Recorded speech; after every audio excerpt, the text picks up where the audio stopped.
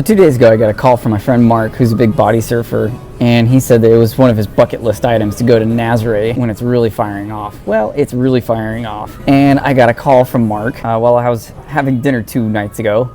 So I checked my miles to see how many miles I had, and it turns out I had enough to pay for this flight. Turns out my flight's only going to be about 300 bucks. I bought my tickets last night. It's pretty short notice, but it's one of those things you just can't turn down when it shows up.